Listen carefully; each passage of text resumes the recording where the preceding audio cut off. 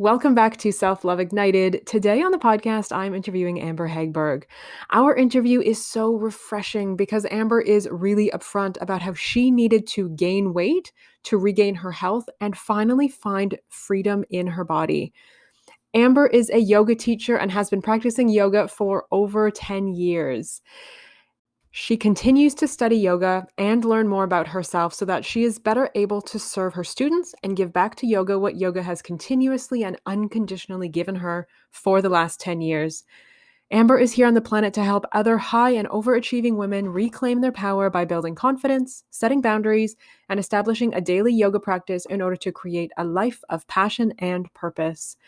Amber is so much fun. She is an absolutely wonderful person, and you will be inspired listening to this interview. I cannot wait for you to meet Amber. Jump on in.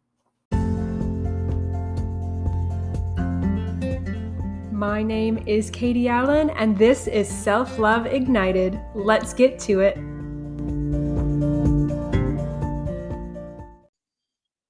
Welcome back to Self-Love Ignited. Today on the podcast, I am chatting with Amber Hagberg, and I'm really excited to get into this conversation. Amber and I have only chatted once before today, and I have a feeling that this is going to be a good one. So Amber, welcome to the podcast. Why don't you take a moment and introduce yourself to everybody?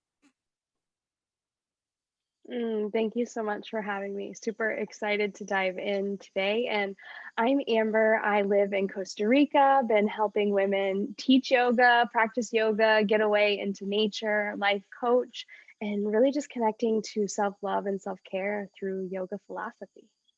That's amazing. How long have you been in Costa Rica for? Going on 7 years now. I can't believe it. It's amazing how time flies, but when you find a place that just sort of fills your heart and feels right, you know? Yeah. I get it. I've been in Australia just over 7 years as well, and it's kind of crazy for me. Wow. Yeah. It's like a life cycle, you know. They say 7 years is a full life cycle. So Yeah. I believe it. It feels like it. Okay. So this podcast is all about self-love. And self-love might not be the right term for you. Maybe it's self-acceptance, maybe it's self-confidence, whatever it happens to be. But we are called Self-Love Ignited, and it is all about telling the stories of women just like you who have come from a place of struggling with themselves, struggling with their body, maybe not liking or not loving parts of themselves, to really stepping into embracing all that they are. So, Amber, I really just want to invite you to tell us your story. So tell us about the challenges that you faced with yourself and where that all began. I don't know how far back we go. But I would say that, it really started back when I want to say about 13, when I was taking clothes from my older stepsister out of her closet and sneaking them to school because they were cuter than mine. And one day I came home and I got caught, and she said to me, "Don't wear my clothes, you fat ass." And it was just this trigger I was going through, first starting my cycle, my period, and gaining weight. My boobs were big, and it was like this imprint that I've had on myself since. Wow. So and I mean, that's a hard age for all kids, right? Like that is just an awkward age. And to have that happen at that age, to be called that name to your face, the fact that you can still remember it so vividly, like clearly that made an impression on you. Yeah. So how else? So, being called a name, being called a fat ass, we can say ass on here, that's fine. Being called a fat I was ass. like, I don't know. I know, right? You never quite know how much you can sort of divulge, but yeah, that's okay. Just no F-bombs. That's where I draw the line. So this sort of started at 13, started having that like questions about your body was changing. Like you said, your boobs were bigger, like all these things were happening. How did that instance continue to unfold with your relationship with your body, and how did it sort of evolve from there? For some time, I was comfortable in my body. And even though, going through high school, I was heavier at a time where I was really not taught about food. And I went from growing up in a home till I was like 13 of being so restricted. I wasn't allowed to eat anything unless they okayed it, to going to live with my mom where I could eat anything I wanted. And so I put on so much weight and I knew nothing about food. And so throughout high school, people would call me earthquake and joke about my weight. And it was something that I didn't think about until my dad bribed me to buy me a whole new wardrobe if I lost weight. And I remember my first job in Kmart. I was 14 years old and I was basically starving myself. I almost fainted. They had to take me to the back and start to give me water and take care of me. And I didn't know that I was, starving myself or what that meant at, 14 years old. But as, life got, I got older, I got wiser, I started to realize what was happening. Yeah. Yeah. Wow. 14, you started starving yourself. That is, I mean, it's not that young. Unfortunately, it's all too common. But still, I mean, now I'm in my 30s. Now, when I look back at 14-year-olds, it's like, oh, they're just babies. Like teenagers are just babies still. And already at that age, there had been ingrained in your mind that there was something wrong with you and that you needed to starve yourself to change. Yeah. So, how did that, both that sort of the lesson that you learned, but that ingrained thinking, those beliefs about yourself, and these habits of not eating, not fueling your body properly, how did that follow you into adulthood? I lost the weight. I got the new wardrobe. And I still struggled with staying a certain weight because I didn't like to exercise. And luckily, when I was 18, I found yoga. And there was this thing in yoga where it no longer was about losing weight. It was like my body will come to its perfect size, whatever that means, without trying to change it. And so, with that, there was this surrender and acceptance. Um, Up until I left my ex-boyfriend, and after leaving him, he got with this girl that was just a different body shape than me. And she was smaller. In yoga we talk, there's three different types of body types, the ones that are, smaller, the ones that are a little bit more lush. And so I wanted to be her. And that took me into a spiral of fasting and over exercising, um, to a point now where I look at those photos, I'm like, oh my gosh, I was so small. Like I couldn't have got any smaller, but I was trying to get smaller. And when you were in that spiral of, over exercising and under eating, did you know what you were doing? Or what in your head was it just like the pursuit of health? Do you remember? Did you have awareness around Oh, that? I would 100% because India happened, COVID happened. I was stuck locked down in India. And my 3.5 years of thinking I was being healthy, I realized I was orthorexic. Mm, yeah, that's huge. So that would have only been, so that was what, the beginning of 2020 then? You would have had that realization. Yeah, I spent those 3.5 years trying to get my period back with, Ayurvedic doctors, professional medical doctors telling me I needed to stop exercising and start eating more. And in my mind, I was like, no, we're supposed to exercise and eat less. Like that's healthy. And when I was in India, it was another doctor was like, no, I think you need to gain some weight and I think you need to stop exercising. That all the doctors and all the signs just flashed before me as I sat in lockdown. So what did you do with that information? Because it's one thing to realize it. It's one thing to be like, oh shit, all these things I've been doing maybe are not what I thought. Like I am orthorexic. What did you actually do with that information? What steps did you take to start to change that, shift that? Well, there's two ways that I was learning about. One was reverse dieting, and one was going all in. I chose to go all in, which meant no exercise at all, and eating 25 to 3,000 calories a day. And I started immediately. And it was really hard for me because I started gaining weight and I knew I was gaining weight. The hardest part was when people at the ashram started commenting about the weight gain. And what did you do with that? I think for all of us who've struggled with our bodies, the fear of judgment and comments from others is one of the biggest sort of hurdles to overcome. So what did you do with that? How did you handle that? The first time it happened, I was like, no one understands. They don't know what I'm going through. And I talked myself through it. The second time I talked to one of my friends, a therapist, body image coach, and she reminded me that they don't understand what I'm going through. And then the third time I broke down in tears. And then I got on my Instagram and started just ranting in complete anger at what society has done. Good for you. I've done plenty of rants. They're very cathartic.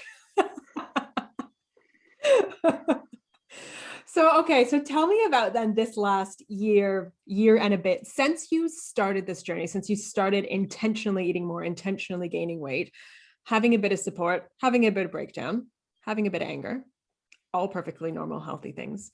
Tell me about this last year and what has unfolded in your life, in your body, in your health since then. Mm, it's so powerful. I have so many goosebumps because my being in the ashram was like, oh, I don't care what they think, being the people that I'm around because they didn't understand. The fear came for me when it was time to go back home and I was 30 pounds heavier and everyone knew me as the fit girl, the strong girl, the body that they desired. And I was like, what are people going to think? And I had so much fear around returning home, only to come home and everyone be like, what happened? You're glowing. There's such a radiance to you. Like, you're so happy. And I was just really blown away by the what I expected and what actually came through. And not only did I get my period back as promised in the all in method 3 months in, it was like, I don't care if I gained weight because I just wanted my period back. But I fell in love. And it was like 3.5 years of not having any sex drive, having no attraction to anyone, to gaining weight, getting my period back, and then falling in love and thinking to myself, like, maybe he wants me when I'm skinnier. Maybe, when my body shifts, I'll find someone. And him being like, no, you're so perfect right now. Like, you don't need to change. And just seeing that my mind was wrong. Mm. And how powerful a lesson. Like our minds and the stories that we tell ourselves are usually bullshit. I would like to say, like it's childhood programming. It's that time when you were 13 and you were called a fat ass. It's, like it's all of those things that are in our minds, but that's old. That's not real today. And you got to change everything and step into this really beautiful reality that you've created for yourself. And Yeah, and as you like look at it, I was like researching it. It's like every era, every generation, there's a different body type that we crave. And when I looked at the generations and how they shifted, it was fascinating to see that the evolution of women's bodies and what we thought of as beautiful, and being able to see how my mind was programmed, and being able to wake up to like finding more value in myself than the size of my body. yeah, yeah. That's such an important point that you make, that over generations, the beauty standard changes, but it takes a long time for our genetics to catch up. So just because in one decade, like think of like Marilyn Monroe, right? It was like curvy and busty and hips and the hourglass. And that was like, she was the epitome of the sexy woman. And then it went to, through like Twiggy, where it was, you had to be like a tiny little stick and you couldn't have hips and you couldn't have boobs, and like the 90s waif. And then now we're in this place where it's like have a tiny waist and have a really big bum, right? Like it's just the continued evolution. But as women, our bodies haven't changed, like our genetics haven't changed. It's just the stories that society is feeding us that has changed, really.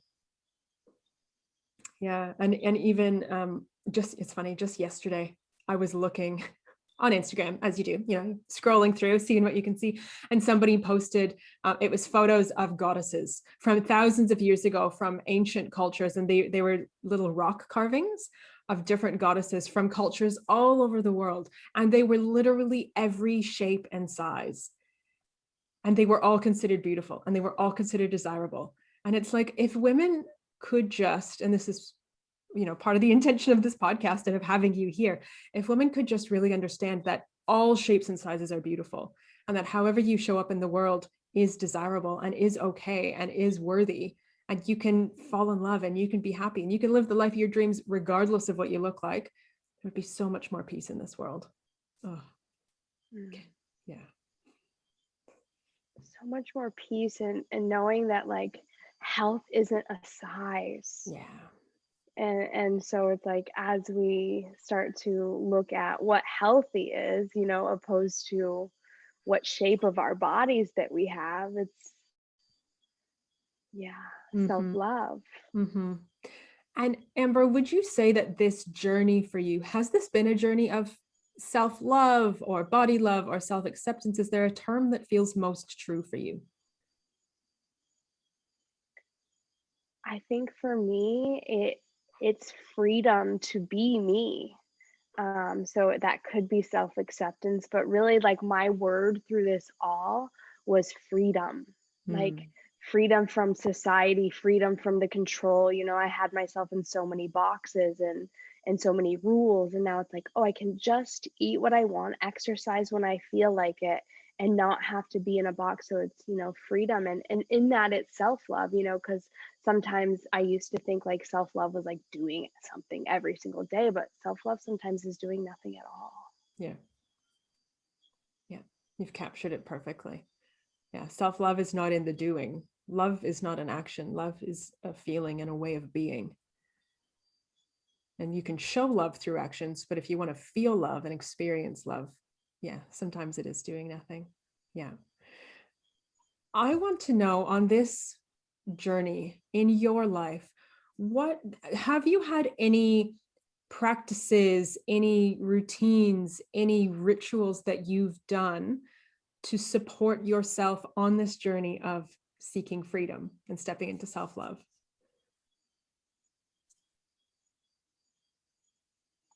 I think that for me now, it's when I wake up in the morning, instead of like having a list if I have to, it's checking in and asking myself, like, what do I need today? Hmm. Instead of like looking forward to tomorrow and like having what I'm going to eat ready, having how I'm going to exercise, having my to-do list laid out. It's, giving myself permission to let my self-love practices change based on how I'm feeling. And, when I was first starting to get my cycle, because I spent 3.5 years not eating sugar at all. When my period came, I was like, I'm gonna eat ice cream today and watch Netflix, and I'm gonna shut my computer and I'm not gonna work. And that's evolved. Like, not every time when I have my cycle do I crave like ice cream, but giving myself permission to change day to day. Yeah. Yeah. That's beautiful. Would you say then, in that act of giving yourself permission to change day to day, has this journey into self-love, this journey into, finding the freedom to be yourself, how has this influenced your mental health, like your mental well-being? I used to think about food all day long. It was just like, what am I going to eat later? Am I going to eat this? Can I eat that? And I don't think about food when I feel full. It's like, okay, I'm done. Or when I go out, I used to not go out with friends because of where they'd eat or what they'd be eating. I used to just put so much. So mental health, yes, I have more space, and it's not consumed with thinking about my next meal or what meal I can't have next. Yeah. Oh, that just, I'm, as you're speaking, I have sadness for the you who was stuck in that, like, life of, like, depriving yourself all these beautiful joys of living, the joy of going out with friends, the joy of which of course is like community and laughter and love and experiencing food, not just nourishing your body, but food is also nourishing for our souls, and it helps us, connect to other people. And I feel sadness for her, but also I'm so happy to see you sitting here in front of me today. And you've come so far in a really short period of time, may I add as well. Like, it's amazing. And I feel like knowing where you were in this cycle of, not eating much, over exercising, to really intentionally starting to gain weight, getting your period back, falling in love. I really hope that this gives hope to other women who are maybe still stuck in that cycle, maybe in that deprivation, in that not eating or not going out with friends, or, keeping themselves from really getting all that there is to get out of this life. I really hope that this gives them hope, because there absolutely is hope. If you can do it, they can do it. Yeah, and it's just the fulfillment and joy and freedom that you get from not being trapped by the rules. And as I started to share my story, so many people would reach out to me like, I'm not ready yet, but thank you, because now I know that I can do it. And it's just that we're not always ready. I was told many, many times for 3.5 years what I needed to do. And it wasn't until I was in lockdown in India with myself that I could no longer run from the truth of like the prison I had been living in. And it was like, it really, for me, it took COVID lockdown to be with myself and watch my patterns.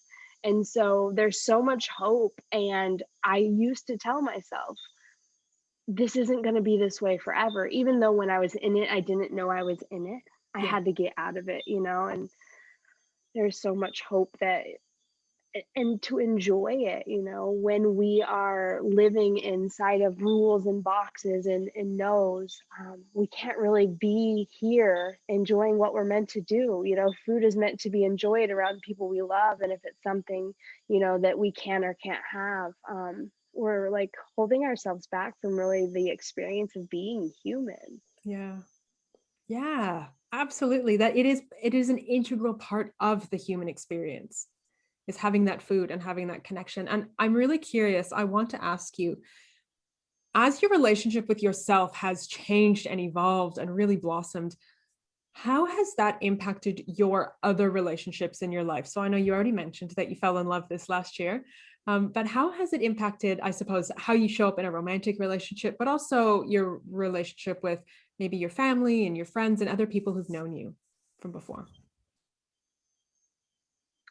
Yeah, well, the first time when I came home, I went out to breakfast with one of my friends, and she's like, I'm so surprised that you're eating. I thought you would, bring your papaya or drink coffee.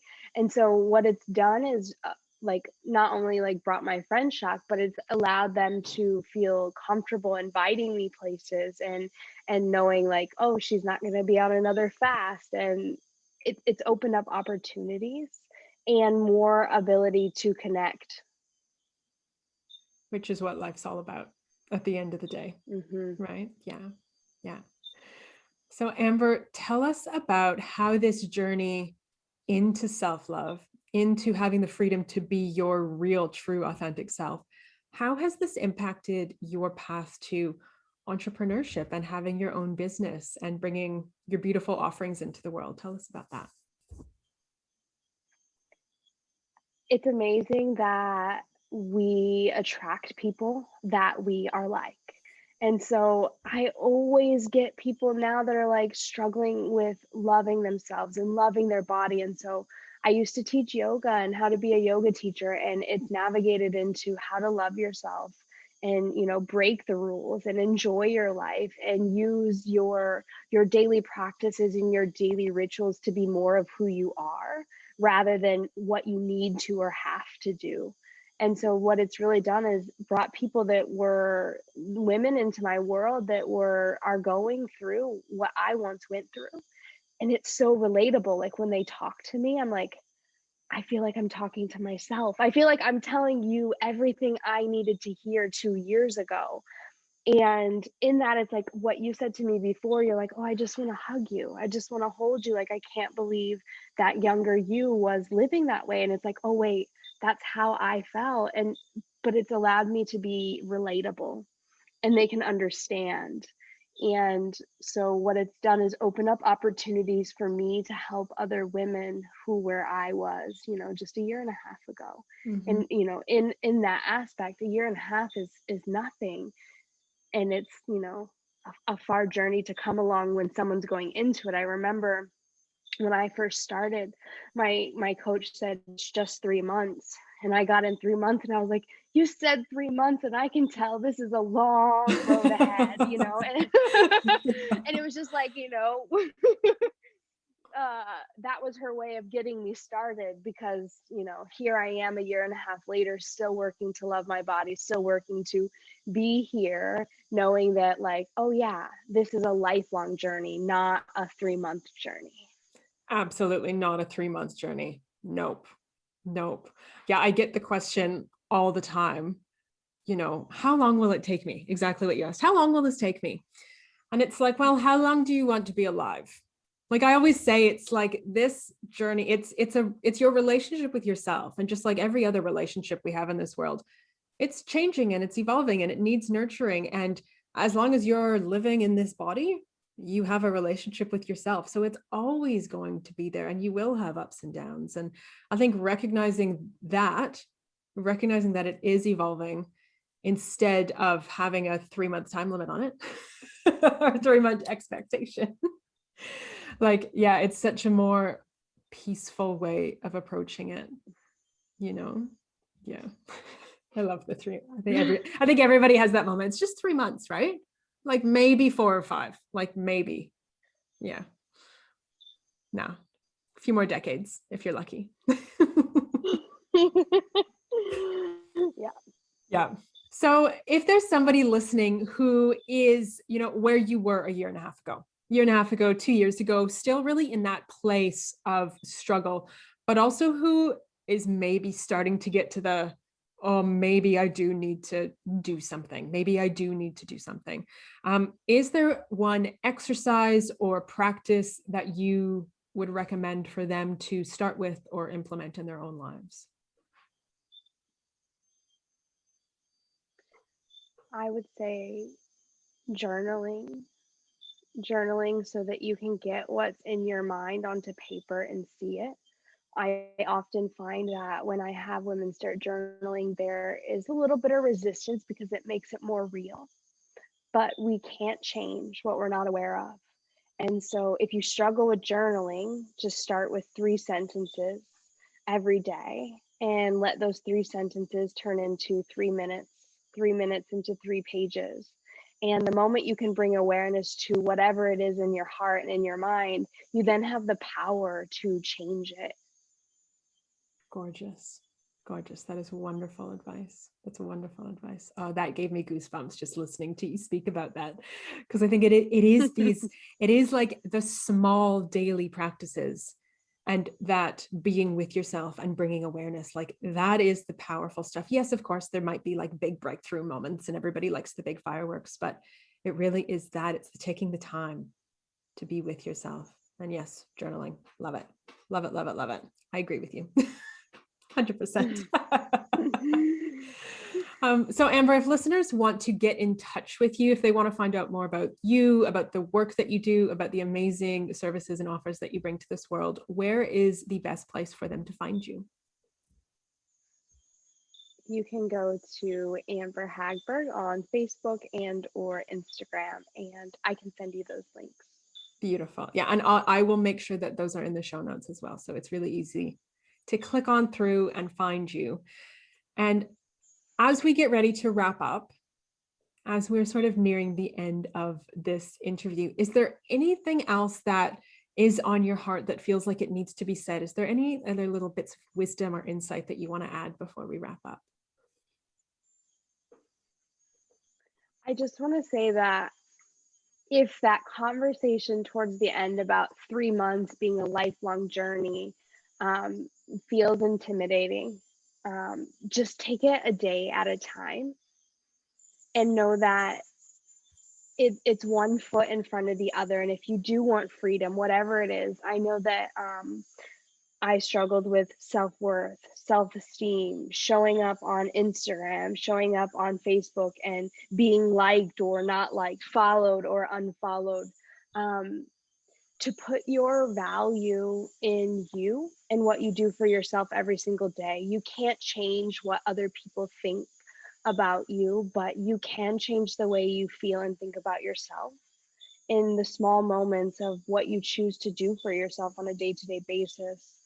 I always say that the longest, intimate, most sacred relationship you'll ever have is the one with yourself. So nurture it, nourish it, and continue to plant seeds and water them, and just know that you'll get out of your life and out of yourself what you put into it. Mic drop. There it is. That's beautiful. Amber, thank you. I have nothing to add. That's absolutely perfect. Thank you so much. Thank you for joining me. Thank you for sharing your story. Thank you for being vulnerable with us. And thank you for giving hope to so many women out there who need it. And I know without a doubt that your story is definitely going to do that. Thank you for having me, Katie.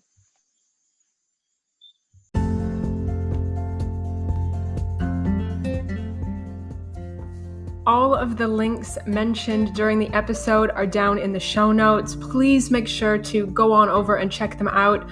Also, please remember to subscribe on your favorite podcast platform, and I would be forever grateful if you would go on over and leave us a review on iTunes as well. That's going to help this message reach more women. Thank you for being here. Thank you for listening. Here is to you loving yourself.